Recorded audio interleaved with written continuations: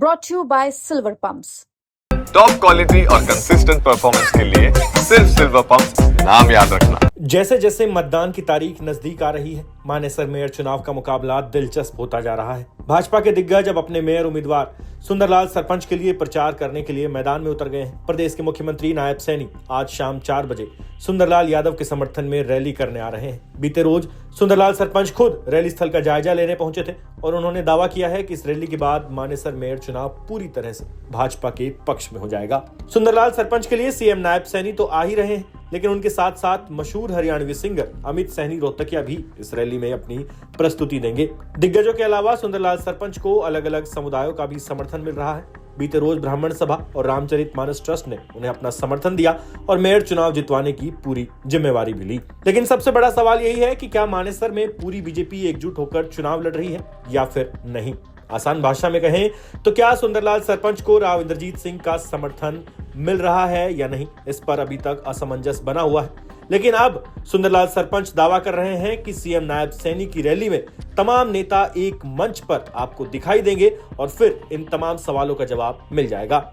यानी ये कह सकते हैं कि सुंदरलाल सरपंच के पक्ष में भारतीय जनता पार्टी ने पूरा जोर लगा दिया है और अब तमाम दिग्गज यदि एक मंच पर नजर आते हैं तो फिर सुंदरलाल सरपंच की जीत लगभग मानेसर से तय मानी जा सकती है।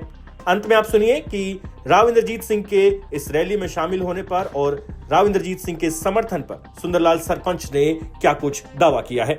आज समर्थन की बात करें तो ब्राह्मण महासभा और श्री रामचरित सेवा मानस ट्रस्ट दोनों संस्थाओं ने मुझे अपना समर्थन पत्र दिया है। मैं दोनों ही संस्थाओं के गणमान्य व्यक्तियों का और उनके सभी मेंबरों का दिल की गहराइयों से बहुत बहुत धन्यवाद करता हूं, आभार व्यक्त करता हूं कि मुझे सम्मान स्वरूप इन्होंने पगड़ी मेरे सर पे रखी है और इनको भरोसा भी देता हूं कि हमारे हरियाणा में पगड़ी से बड़ा कोई सम्मान नहीं है और इनकी पगड़ी को मैं कभी झुकने नहीं दूंगा।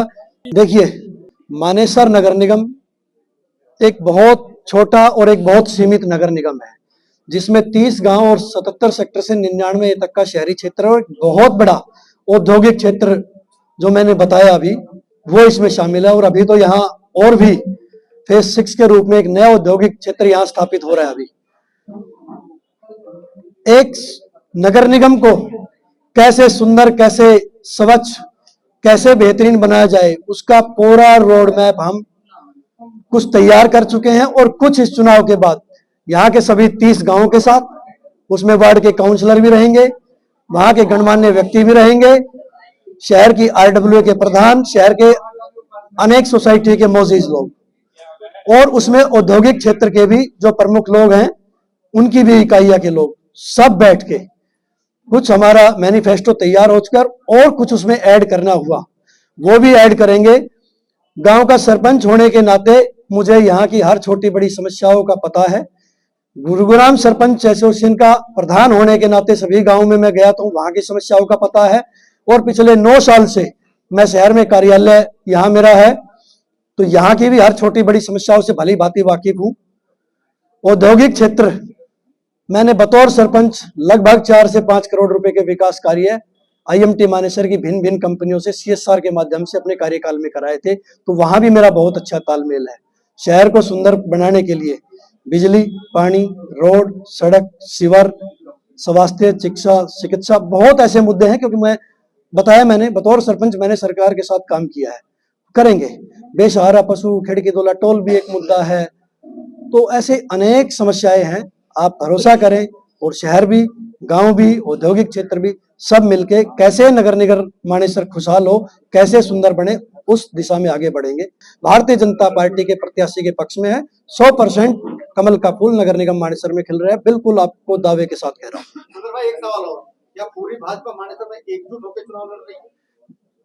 माननीय मोदी जी का चुनाव चिन्ह कमल का फूल, नायब सिंह जी का चुनाव चिन्ह कमल का फूल, राव इंद्रजीत सिंह जी का चुनाव चिन्ह कमल का फूल, राव नरवीर सिंह जी का चुनाव चिन्ह कमल का फूल और नगर निगम मानेसर में मेयर प्रत्याशी का चुनाव चिन्ह कमल का फूल। जब सबके चुनाव चिन्ह एक है तो फिर ये विषय कहां से आ गया कि सारी मजबूत भारतीय जनता पार्टी चाहे वार्ड के चुनाव हो, चाहे मेयर का चुनाव हो, चाहे विधानसभा का चुनाव हो, चाहे लोकसभा का चुनाव हो, पूरी मजबूती के साथ एक साथ मिलकर लड़ती है और पूरे ताकत के साथ हम चुनाव लड़ेंगे। हमारे सभी नेता, कल मुख्यमंत्री जी की बड़ी जनसभा है, उसमें आप मंच पे देखेंगे, हमारे सभी दिग्गज नेता उस मंच पे रहेंगे। आपको आपके सवाल का जवाब वहां भी मिल जाएगा। वैसे मैंने दे दिया, भारतीय जनता पार्टी एक थी, एक है, एक रहेगी।